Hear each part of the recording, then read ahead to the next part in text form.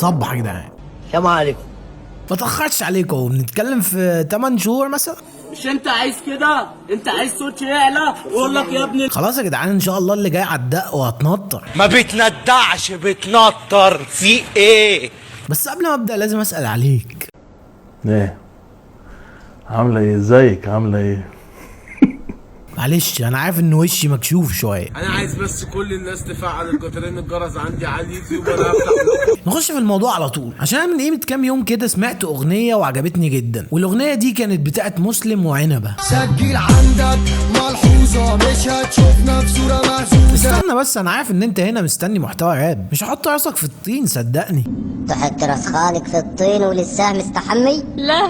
الاغنيه دي رجعتني شويه ورا الحاجتين. اولهم هو ليه الناس كانت بتكره الشعبي. بالبلدي كده الشعبي جه في فتره قبل الراب ما يظهر وكان مسيطر وبيشتغل في كل حته، بس كان في عقده عند الناس اللي من ليفل معين انها تقول انها بتسمع مهرجانات، لان ده كان رد الفعل الطبيعي لو ذكرت ان انت بتحب المهرجانات. انت منين؟ حلو، انا اصلا من عين شمس ولا مؤاخذه كحتت من قعده الارصفه. المهم الناس دي كانت بتسمع المهرجان غصب عنها لانه كان منتشر في كل شوارع مصر وكان في الافراح كتير جدا. هم كانوا بيحبوه بس ما كانوش بيعترفوا بده، وكانه وصمه عار مثلا، في حين ان المهرجان وصل بثقافه هي الاقرب لينا هنا في مصر، واثر على الشارع لدرجه ان الافراح بتاعت الشباب كانت بتتسمى باسمه. ما بقاش اسمه فرح خلاص، بقى اسمه مهرجان، وكان المهرجان للشباب هو الملاذ الوحيد انها تطلع طاقتها فيه.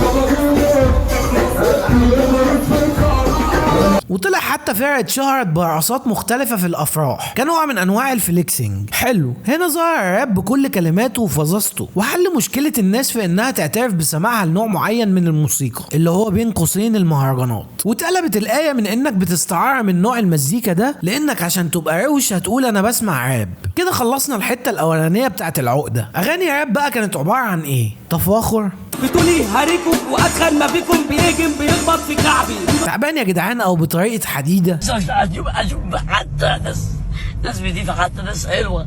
واللي عامل حبيبي على حياته بقى. خلاص انا مش هسمي عليك، او بمعنى اصح انا هبقى اوسخ جدا، انا هبقى اوسخ مني، انا هبقى انت الحاجة. سمعتها فين دي قبل كده؟ صح. ما خلاص نصبت الفخ كروان وديب ما تجيش تخيب اديته علي بنات. الدس او ان انا خلاص قررت احط عليك في اغنيه. بس عندك يا سكالي تعال قرب هنا قول لي. مزيكا حلوه وكلام حماسي، واللي حيل نفسه يحقق واللي يخاف ياخد.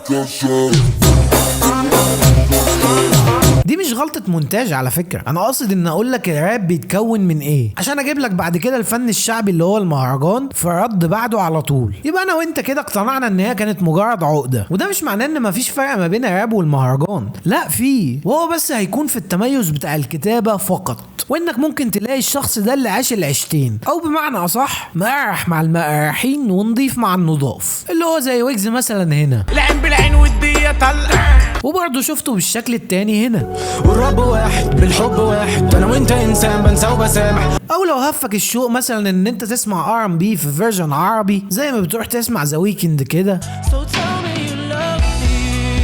هتلاقي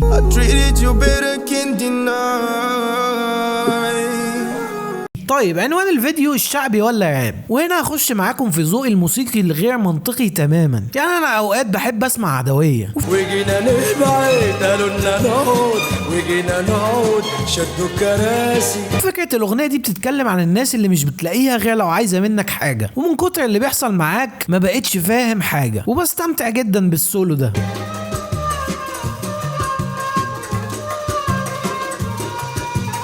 وبرضه الاقي عدوية في نفس الاغنية بتدين تشبيهات تيجي على الجرح قوي.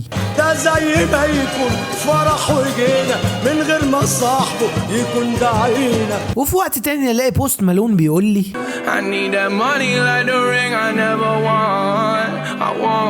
وانا برضو عشان جاي من بيئة فقيرة بتجيلي على الجرح، انا محتاج الفلوس دلوقتي وهي اهم حاجة في شبابي اني اعملها. وساعات بسمع ري تشارلز وهو بيقول لحبيبته بقولك ايه، ما تتعامليش معايا كده عشان انا في يوم من الايام هقف على رجلي تاني.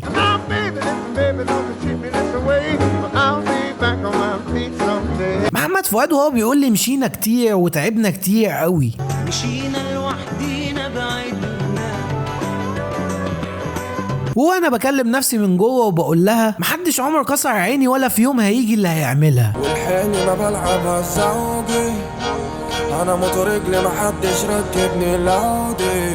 وفي نفس الحديث بقول ان انا عارفك وعلمت عليك. ايوه انت اللي سبتني في المحنة. الحقني يا اسطى، يا اسطى بسرعة مش بكلمك يا ابن المتن. او زي ما بابلو بيقولها شفنا كشلي وقت الزنقة وقت الجد كنتوا فين. وفي الاخر مهما غبت مكاني محفوظ وانا اللي عملته بنفسي. كل ده بمجهودنا وما غبناش عشان نقولها. ملخصنا هنا، هل اصلا انا محتاج اسمع نوع واحد من الموسيقى؟ اكيد لا، وكلمة جونر او نوع موسيقى دلوقتي ما بقاش ليها قيمة عند اي حد. المهم ان انا اوصل للمرحلة دي ايا كان انا بسمع ايه. لو حبيتني كنت تضحي، كنت ما تتسببش في جرحي. ودلوقتي هسيبكم وانا عشان انتوا عارفين مشاغلي. امبارح كان معاه محافظ طلخ واحنا ماشيين اختلوه خد طلخه في رجله. لا بهزر، مش هسيبكم واكيد هيتبع.